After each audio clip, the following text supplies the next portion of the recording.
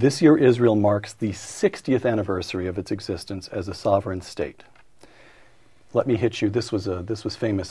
As soon as I tell you the source, you'll know what's coming. Columnist Richard Cohen in the Washington Post in 2006. Quote, again longish, but there's a lot here on which I'd like you to comment. Quote, the greatest mistake Israel could make is to forget that Israel itself is a mistake. It's an honest mistake, a well-intentioned mistake, a mistake for which no one is culpable. But the idea of creating a nation of European Jews in an area of Arab Muslims has produced a century of warfare and terrorism. Israel fights Hezbollah in the north and Hamas in the south, but its most formidable enemy is history itself, close quote. 6 decades of the state of Israel, a noble mistake? On the contrary, a tremendous success. If you look at Israel itself, whether it be from the point of view of per capita income, scientific achievements, cultural attainments, liberal political culture, you see a successful modern state. The trouble Israel has is that its neighbors don't accept it. Indeed, the range of assaults on Israel is perhaps unprecedented in world history. Everything from weapons of mass destruction to conventional weaponry to terrorism to economic boycott to demographic assault to ideological undermining.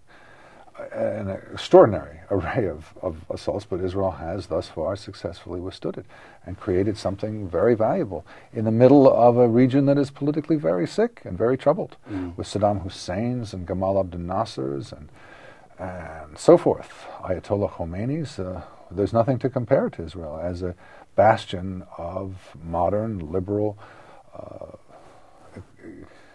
society. All right. Let's work on the Palestinian question. Brent Scowcroft, writing in the New York Times.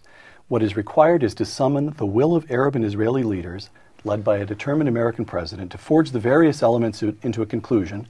He's talking about a two-state solution to the Palestinian question that all parties have already publicly accepted in principle. First of all, two-state solution okay with you? In principle? I believe there should be no discussion whatsoever of final status until the war is over. The war defined how? Well, there's a war taking place since 1948, 60 years ago, in which the Palestinian Arab-Muslim goal has been to eliminate Israel. And the Israeli goal has been to achieve the acceptance of Israel by its neighbors. And until that's resolved, while I don't deny that in the basements of chancelleries they should be thinking about this, there should be no public discussion of it whatsoever. One state, two state, no state. Not a fit topic for discussion until the Palestinians accept Israel. Now, Scowcroft is assuming that the Palestinians, he's looking at some formal documents, but in fact, if you look at any election, any survey, or the actions and statements of Palestinians, you see that overwhelmingly, by ratio about 4-1, Palestinians do not accept the existence of a Jewish state. Right. And until that changes, I don't see any point in having any kind of negotiations whatsoever. Why is I'm asking sort of baby questions, but they're so fundamental that I want to hear you comment on them. After the end of the Second World War, estimates vary, but it's some tens of millions of people who are 100 million who are relocated. Poles move, Germans move, people are relocated hither and thither.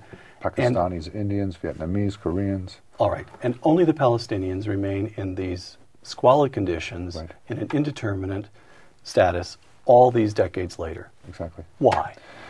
Why is the problem political reason is that the Arab states at that time wanted to keep the Palestinians as a dagger aimed at Israel, to keep this problem alive. The technical answer would be that in contrast to all other refugees, who are defined as refugees, the refugees defined as the person who leaves the country. The Palestinians were defined, the Palestinian refugees are a special UN designation, and they are the person who leaves the country plus the descendants. So if you take the largest number estimated for Palestinian refugees in 48, 49, 700,000, 60 years later, how many are there left? 60,000, 80,000, 70,000? Not that many, and getting smaller by the day. But the special Palestinian definition means that 700,000 goes into 4.5 million to 6 million, 10 million, who knows where it's going to go. Not only are the descendants of the refugees also considered refugees, but so are the children of a Palestinian, non-Palestinian marriage. So it grows like topsy. Okay.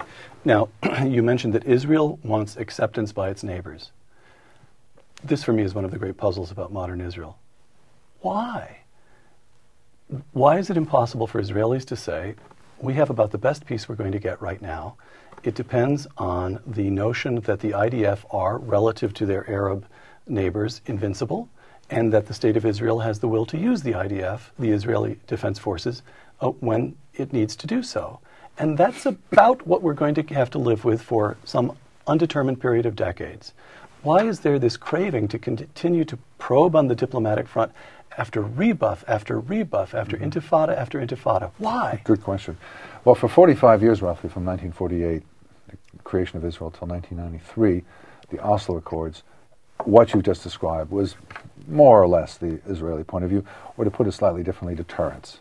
Right. We will wait them out, we will show them we're strong, we will punish them for transgressions, and we will just hope that one of these days the Arabs come to accept us.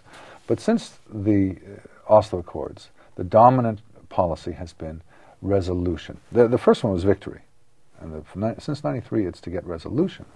Or to translate it into policy terms, the approach has been appeasement. We'll give you something and accept us in return. It has failed. But the Israeli body politic has lost its taste for going on with deterrence and is seeking to resolve the problem through appeasement. And although, as you point out, it's been rebuffed time and again, there is no taste, there's no heart for going back to deterrence. And one watches an Israel that's drifting, that has really no policy at this point. This is the Vorthos Forum, and we approve this message.